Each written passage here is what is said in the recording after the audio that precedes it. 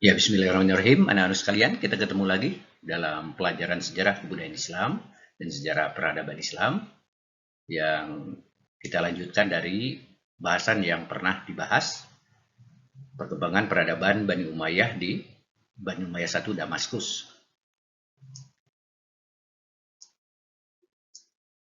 Anak-anak sekalian, bagaimana lembaga-lembaga yang dibentuk pada saat itu? Yang dibuat diantaranya An-Nidham Al-Qadha'i. Pada masa Daulah Umayyah, kekuasaan pengadilan telah dipisahkan dari kekuasaan politik. Jadi, hakim pada zaman itu mempunyai dua ciri khas, yaitu pertama, seorang qadhi memutuskan perkara dengan ijtihadnya, karena pada waktu itu belum ada lagi madhab 4 atau madhab lainnya. Pada masa itu, para qadhi menggali hukum sendiri dari Al-Quran dan As-Sunnah dengan berijtihad. Selanjutnya, anak-anakku sekalian, yang kedua, kehakiman belum terpengaruh dengan politik. Jadi hakim itu harus punya otoritas dan tidak dipengaruhi oleh politik. Karena para qadhi bebas, merdeka dengan hukumnya, tidak terpengaruh dengan kehendak para pembesar yang berkuasa. Para hakim pada zaman Umayyah adalah manusia pilihan yang bertakwa kepada Allah Subhanahu wa Ta'ala dan melaksanakan hukum dengan adil. Sementara itu, para khalifah mengawasi gerak-gerik dan perilaku mereka, sehingga kalau terjadi penyelewengan, maka hakim tersebut langsung dipecat. Pertanyaannya, di kita samakah seperti itu? Itu paket kalian nanti. Nah, kekuasaan kehakiman di zaman ini dibagi ke dalam 3 badan. Yang pertama, Al-Qadha. Seorang qadhi bertugas menyelesaikan perkara-perkara yang berhubungan dengan agama. Jadi Al-Qadha itu yang berhubungan dengan agama. Yang kedua, Al-Hisbah. Seorang Al-Muhtasib bertugas menyelesaikan perkara-perkara umum dan soal-soal pidana yang memerlukan tindakan dengan cepat. Dan yang ketiga, An-Nadhar fil Madalim, yaitu mahkamah tertinggi atau mahkamah banding. An-Nadhar fil Madalim merupakan pengadilan tertinggi yang bertugas untuk memberikan banding dari pengadilan yang berada di bawahnya. Kemudian, dan pengadilan dan para hakim dan para pembesar tinggi yang bersalah, maka pengadilan ini bersidang di bawah pimpinan khalifah atau orang yang ditunjuk olehnya.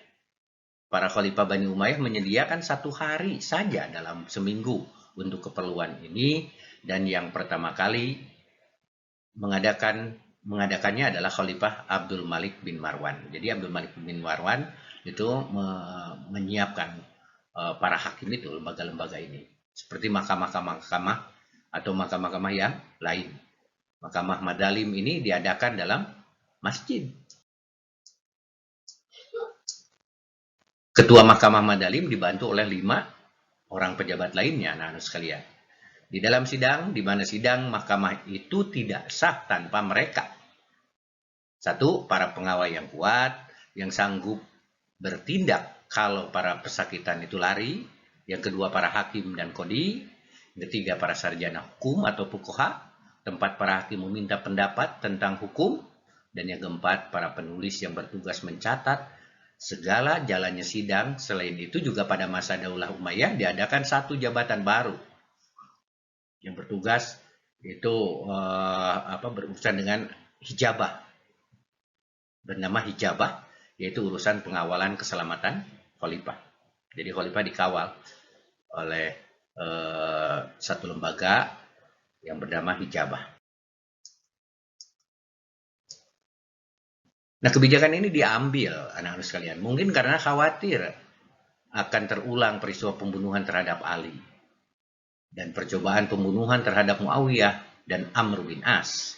Oleh karenanya, diadakan penjagaan yang ketat terhadap diri khalifah, sehingga siapapun tidak dapat menghadap sebelum mendapat izin dari pengawal atau hujab tadi. Nah, kepala pengawalan keselamatan khalifah adalah jabatan yang sangat tinggi dalam istana kerajaan. Ketika Khalifah Abdul Malik bin Marwan melantik kepala pengawalnya, antara lain dia memberi amanat. Jadi Khalifah Abdul Malik bin Marwan mengatakan, "Engkau telah kuangkat menjadi kepala pengawalku. Siapapun tidak boleh masuk menghadap tanpa izinmu, kecuali muazin, pengantar pos, dan pengurus dapur.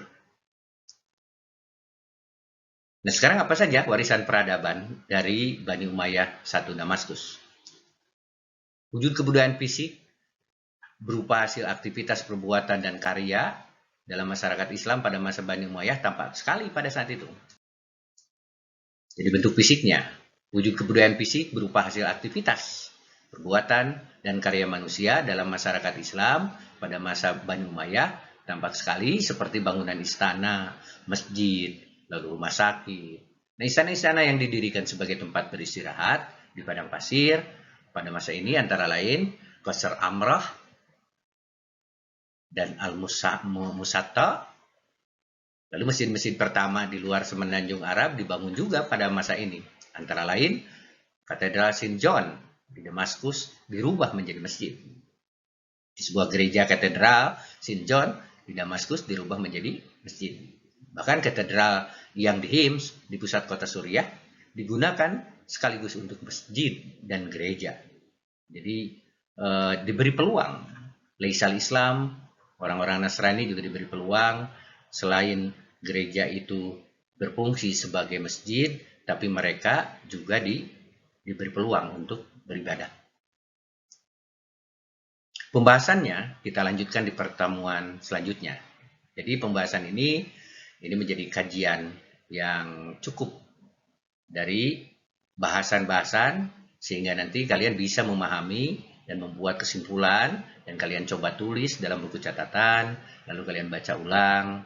Maka nanti kita akan kaji ulang mengenai lembaga-lembaga yang didirikan, yang dibentuk di masa Bani Umayyah I Damaskus. Itu saja, terima kasih.